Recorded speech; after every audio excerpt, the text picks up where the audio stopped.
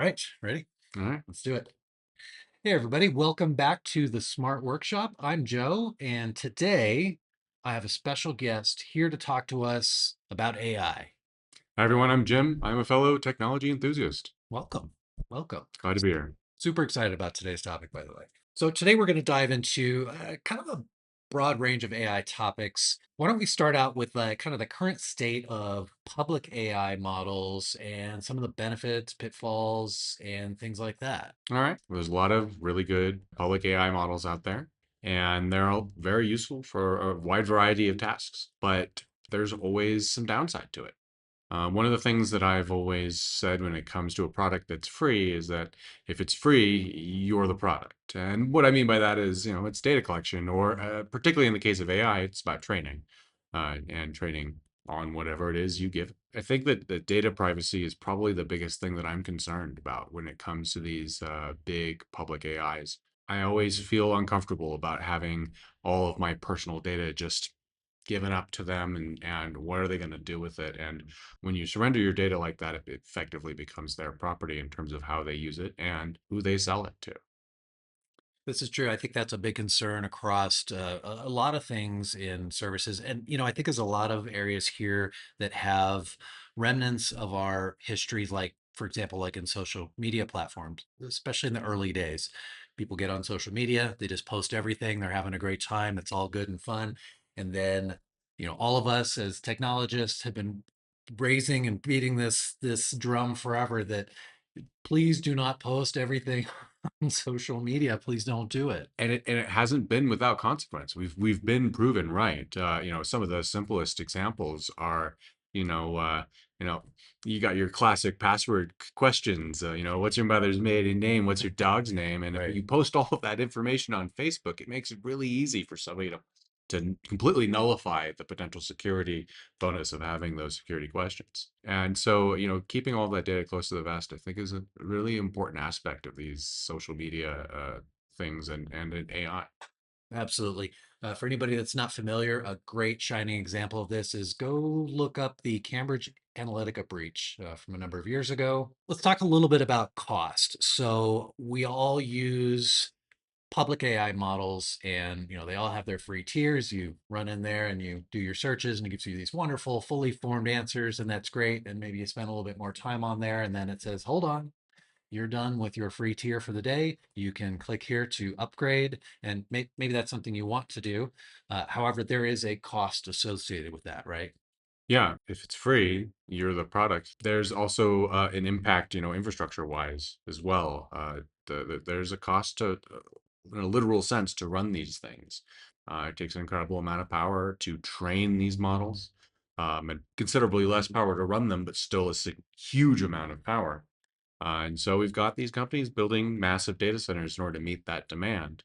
And that demand trickles down to the power grid has now got significantly greater demand than anything we planned for. As we continue to expand that, we need to keep up with how we upgrade our infrastructure and how we produce power in a responsible way that scales. Absolutely. And you touched on something that I think not a lot of people are probably really aware of, kind of the behind the scenes of how an AI is created is it's not just the operational cost of using these models in their fully formed incarnation, but what it takes to go in to create them, and specifically training models is incredibly resource intensive. And that gets glossed over. We just talk about the cost of AI. That front loaded costs from an energy perspective and a compute perspective of just creating that AI and training that model is wildly power hungry. So yeah, there's a lot of costs associated with just operating these systems. Absolutely. So let's shift gears just a little bit into private AI models. So running these locally in your own home, on your own infrastructure, on consumer grade commodity hardware. Important thing, just coming off the conversation of cost, the models that you download, publicly available models, they're pre-trained. So some of that front-loaded costs already sort of happened elsewhere. And that's a very broad topic for another time. We'll get back into that. Yeah, training your own models at home is a whole nother thing. You really can run some very useful models at home, and there's a lot of tools available. You've covered some in some of your previous videos, Llama specifically, but we've got other things like Llama.cpp, which I believe was a precursor to a Llama, Yeah, yeah. architecturally speaking, and there's also GPT for all, which I believe was an effort to bring uh, some of the products like OpenAI is using at home. And then one of the ones I'm more interested in is something called private GPT. Allows you to run models at home, but also gives you specific control over the kind of stuff it can access from a file system. So far, traditionally, the attitude, especially from my perspective, has been don't give it access to the file system at all. I Right. want it, isolated and siloed. But there's utility in having this tool have access to a limited amount of your documents in order to do something with that. And so that's one of the things specific about private GPT. And there are certainly some limitations to running things at home. You don't have anywhere near the resources that these giant companies have. So these models are, they take a lot of memory, specifically video memory. Yeah. You have to get the entire model into memory. That was one of the things I didn't understand early on, is that the whole thing has to be loaded. Right. Uh, and I think that's probably something we need to figure out technology wise as we move forward. Maybe a concept of sharding across so you can take advantage of lower resource systems and still Yeah. get utility out of it. Speaking of low resource systems, so I've got here, this is just a modern generation Mac Mini. They have this concept of unified memory, sharing the RAM and the video RAM with the GPU architecture lets you really take advantage of something like this. So, not a plug for Apple, however, love these, very approachable price wise, and you can run some pretty great models on these. We've run Yeah. some cool demos with these. Yeah, one of the biggest things I was surprised about is that there's like specifically I've been playing with the Qwen 3 coder model. Yeah. And initially I walked in pretty skeptical as to the utility of a model that's trying to generate code. As a software developer myself, I see AI generated code that looks pretty sloppy. It makes me uncomfortable with having AI write code. But in my actual experimentations with these models, even running locally, I got surprisingly useful results. And I think that really goes to show that these models can be useful at the small scale of personal, local, private AI use. That's where it's most useful to me. Okay, nice. Would you be willing to tell a little bit about your experience with the that single pane kind of Oh, Mario absolutely. style game you made? Yeah. Pretty awesome. So it's interesting. I figured, one of the first things I want to do is, let's tackle some of the stuff that I like to do, but is a pain. And when it comes to developing like a small scale video game, like some of the, the side scrolling kind of Mario stuff, there's a lot of work that goes in just to drawing a pixel on the screen. And then, okay, now I can start doing other stuff. So I thought, let's see how a model does on this. And so I gave it actually a really brief, like 2 sentence prompt that was pretty much like, make a Mario style side scrolling game. There need to be some platforms and some coins. And uh, it did that. Like it was great. In Did fact, it work? it worked. What? The only thing it didn't work is I didn't tell it that you should scroll when you get to the edge of the screen. So my character just went off into nowhere. And I didn't tell it that something should happen when you encounter a coin, so nothing happened.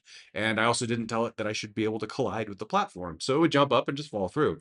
But you know what? It rendered the platforms. I didn't have to tell it anything about how controls work in the game. It gave me the jumping and moving left and right, and I thought, all of that out of the box with so little information was Wow. impressive. And this is all just Python? It's all in That's Python, Python, yeah. and then the next step I did, because some of the code it generated was a little sloppy and or Okay. maybe a little ambiguous. I was like, well, why don't you go ahead? I gave it a directive for every function in class that you generate, give me a full doc string that explains how to use it with a brief description and explanation of the parameters and such. And it did a great job at that. That's awesome. And I think that's actually critical because if I have perhaps maybe a library that is just all this AI generated code, I need to know how each of those pieces work because I didn't write it. Good point. And if I'd written it myself, I already know. In fact, I'm lazy about writing the doc string. Having the model do it for you, I was really impressed at how well it did that. And this was a local model. You didn't use any public AI platform Completely local. on your local computer. And I think from prompt to running, order of 10 minutes. Seriously. Yeah, Wow. and that included me opening up and reading every file before I actually ran it, Oh, wow. Okay. because of course I don't run any code provided by a third party without understanding how it works. See? All right, cool.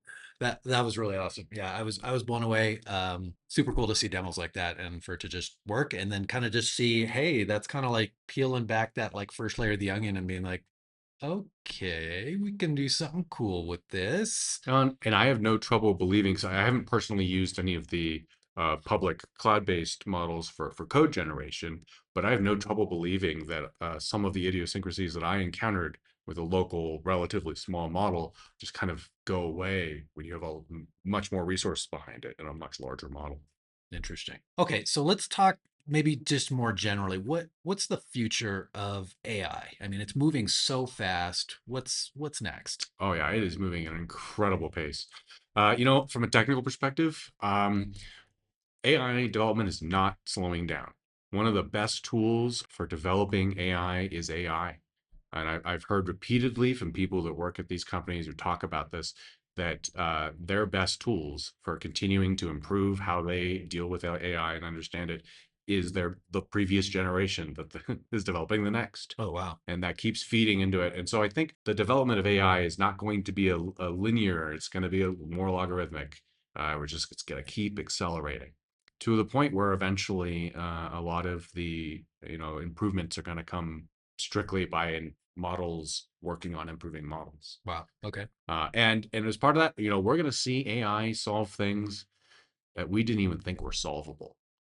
Things that weren't practical, especially when we're talking about huge data sets, situations where even traditional data science is overwhelmed by the sheer scale of information. Traditional data science sometimes has a problem where the human has to identify the correlation and then which correlation is important and should be pursued. And, they have Yeah. to follow all those threads, whereas the models can follow all the threads and then pick out the successful ones, refine, and keep following threads. The capability of processing massive data sets is the golden egg output of AI. In a more general sense, though, we're going to see AI used for a lot more artistic stuff. We're already seeing that now. An artist who recently came under flack and they had vocals that were AI generated.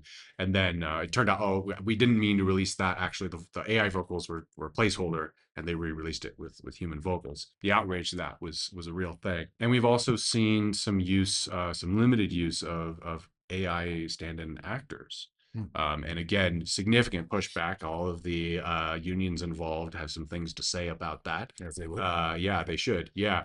Um, but in general, we're going to see it used. I mean, I think the area that I am most interested in that area is in video games. These days, a big AAA video game Hmm.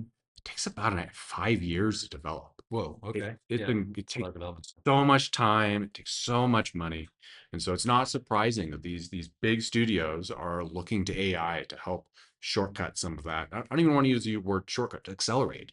I don't think that's necessarily a bad thing as long as the art is still respected. And by that I mean there was a game that came out recently. I can't remember the name of it. They were immediately called out for a whole bunch of the icons were clearly AI generated, and Yeah. it wasn't like sure some people are mad that the AI was used in generating them, but the bigger outrage is that you released this like 70 something dollar game with obviously like poor quality AI generated icons and stuff. Like, come on, guys.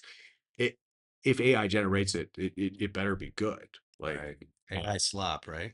yeah, we don't Yeah. need any of that AI slop. And we've talked a lot about how AI is just a tool. It should be used like that. If I am an artist who's been tasked with creating, this wooden crate, I can ask AI to quick give me a cube and now generate a texture that looks like pine and is appropriate for the walls of a wooden crate, and boom, that's done. And That's cool. especially that kind of that narrow example, there may not even be any follow-up editing for the artist to do. They may be perfectly happy with the result as it is. That's a wonderful crate. Done. Let's Love go. Yeah, it. beautiful crate. Let's have it. But in more complicated situations, I think that we're going to see these tools used to assist in the workflow and hopefully, supplement these artists in a way that helps them be more productive instead of replacing them. We've these games take an incredible amount of art assets. I mean, textures and models and sounds and music, and being able to generate them more quickly and shorten the development time, but also to prototype more quickly. Hey boss, I generated 20 different crates for you. Pick the one that you want. Pick the three that you want, whatever. Like, and now that is done. And I didn't have to spend a huge amount of my time iterating and iterating and iterating to get to the final product. So I think there's some good utility there, as long as the artist is kept in, a responsible portion of the pipeline. And if the whole thing is AI generated, the quality better be really good. I Like, don't think we're there yet. yeah, like the No. quality cannot suffer. I think that Yeah. that's a really important corollary to that. Yeah, you can't just give me AI slop. I'm gonna be angry about that as a consumer. Yeah, and as you should be. And the artists are always going to be kind of the control center of the tools that are in their tool belt. And I say that without being an artist, but my deep respect for the arts. As the tools change over time, being able to leverage those to create new and interesting and maybe types of art you never even thought of. All fair game as long as it's still the artist in control. That's how I feel about it. Yeah, and there's also, I think that the last piece on that I want to touch on is that no matter what, a video game is released with a limited amount of detail. There's Mhm. only, the textures are only a certain resolution, and the models are only, a certain number of polygons, and then there's an opportunity for the lifetime of that game to be extended over the next 20 years by improving that detail with AI assistance. I see. So that a texture, again, come back to the wooden crate example, maybe that texture was originally 1024 by 1024, and now 20 years later, you're like, oh, I want to remaster this game. Just let AI make that same crate texture way more detailed, I see. and we really get to shorten the development time and effort going into these remasters, which in turn improves the longevity of these products. We've seen a lot of really good remasters lately of games, and the very few of them that have used AI in an irresponsible manner have gotten a lot of flack, and the ones that have used it carefully and tastefully have gotten a lot of praise. Nice. Use And the I think, tools responsibly. yep, use the tools responsibly. Okay, so we covered kind of current state, cloud-based, local AI models, some great stuff with, artistic tool sets and things like that.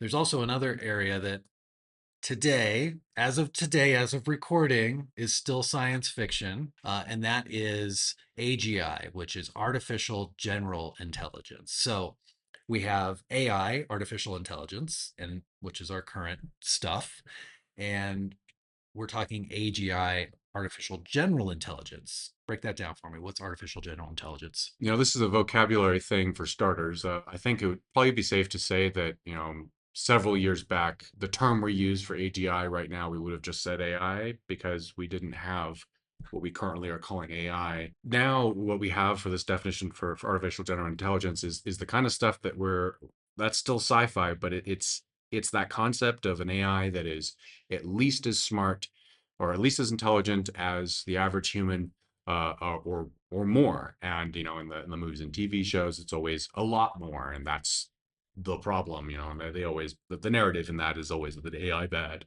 Yeah, Um, yeah. in the real world today, the vocabulary has been slightly adjusted.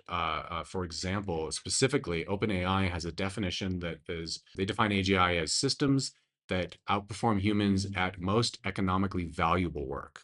They specifically call out the economically valuable part of that. That makes sense. They're a business. They have goals.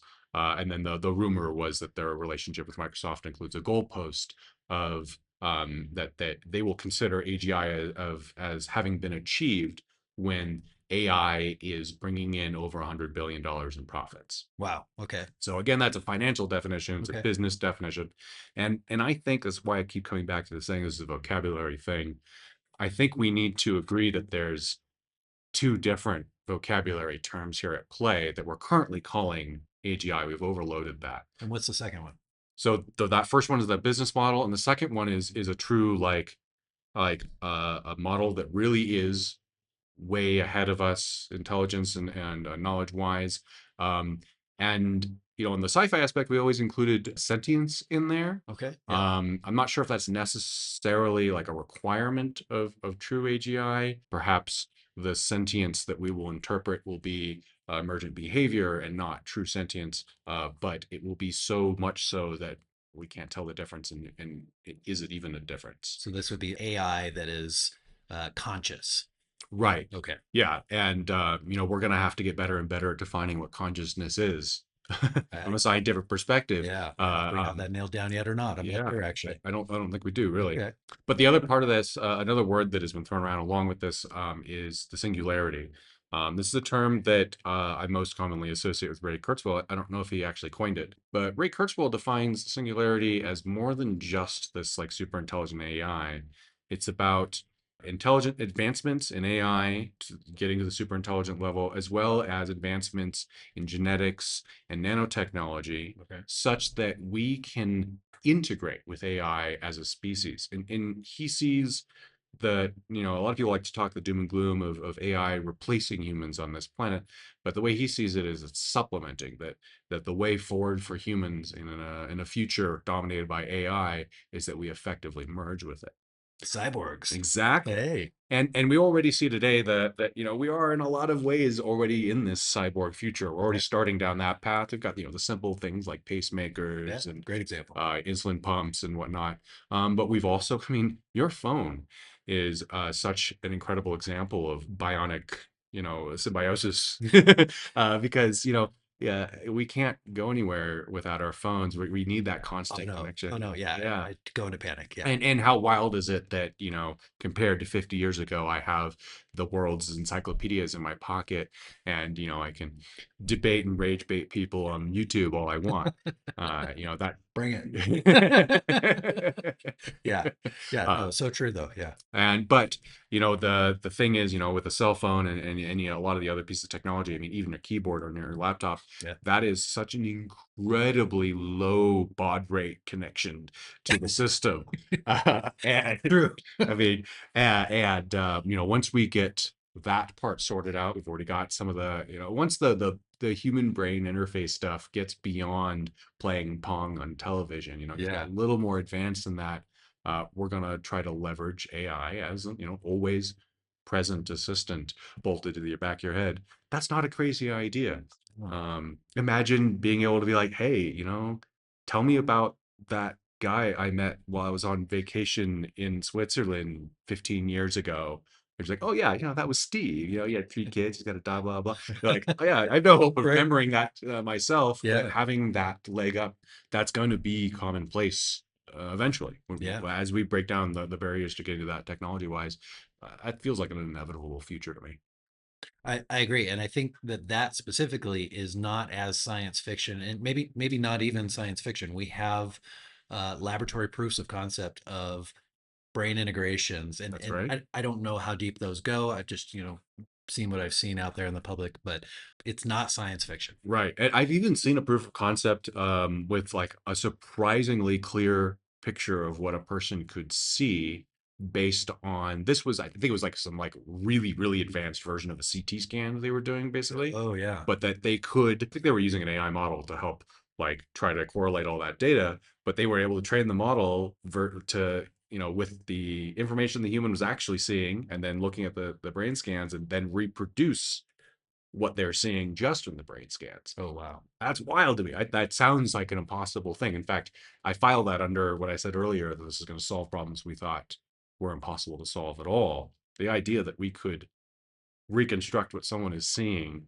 based on scanning their brain, that's wild. That goes back to what we talked about earlier with AI solving AI problems because it's able to crunch massive data sets that nothing else really can. So that sounds like something that I would guess somebody's working on. I don't know, but Well, yeah, there's no bigger data set than the knowledge contained in the human brain. definitely yours. Mine's just marbles and Cheerios. Well, Yeah, don't worry about it. Yeah.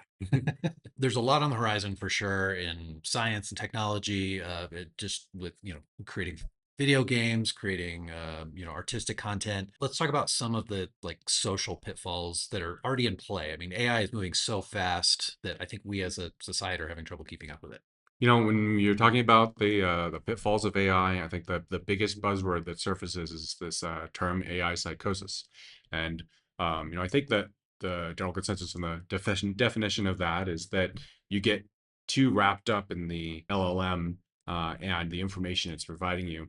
An LLM is can very easily be an echo chamber, Yeah. and it's always going to try to please you, so to speak. Not ascribing human motivation to an AI or anything, but Yeah. it's going to try to give you what you want. Perhaps one of the biggest things we need to work on is figuring out how to like have AI provide more of a pushback when you are being unreasonable as a user. When you're asking it to provide it evidence for something that is factually incorrect instead of just making up. This is part of where hallucination comes into play when Yeah. in AI, is that often the hallucination is the result of it trying to please you in a situation where it otherwise couldn't. So it has to make up information in order to do it. It won't just say, I don't know. Yeah. And so I think that that's the biggest development we're going to need to handle when it comes to AI, is solving that part where it's trying to please you constantly. And instead, it needs to try to be factually correct and to just tell you when it doesn't know. And then, the other parts that we've heard about plenty is, education is struggling right now. We've Yeah. got, people are turning in essays that AI wrote, and in some cases it's humorous because the prompt is still at the top, or See? the request for feedback is still at the bottom. That's a tough subject. I don't envy the being a teacher, in this age where you have to try to filter through that, decide what to do. And I think it's going to, result in an adjustment of how we handle education, so that we rely less on those things that is so easy to have an LLM do for you. Yeah. Yeah, absolutely. Education's a really tough one. And, a lot of what I do on this channel is kind of education adjacent. I love to teach and educate on things that I'm passionate about. I teach on here on this channel. So all you teachers out there, my heart goes out to you. Please do hit us up in the comments. I want to see like what kind of challenges you're seeing out there and how you're solving them. And AI is a challenge for sure. Going forward, I think that there's some things we need to develop to kind of work around here. Yeah. We've seen examples of videos, especially, more and more recently, that are purely AI generated and so convincing it's really becoming difficult. It used to be count the fingers, or you check how the Yeah. hair intersects with the ears, and clothing and stuff was always quite difficult. And it's getting better and better and better. And so there's going to be a need for us to develop solutions for identifying legitimate content. Yeah. I think content producers are going to need to come up with a way to digitally sign their videos. A video is maybe a single example there, but like, if I'm a big news website and I put up a video, I think it'd probably be good if that video had some kind of a digital signature situation where, as a consumer, I can verify that this was the video you posted. It hasn't been Right. edited since, or just completely spoofed. That this definitely did come from you. And I'm kind of picturing that as like the HTTPS of media. I think we need a similar system for media that is easily generated by AI. Yeah. Um, how that happens in the practical sense, I don't know. I can't write that implementation for you.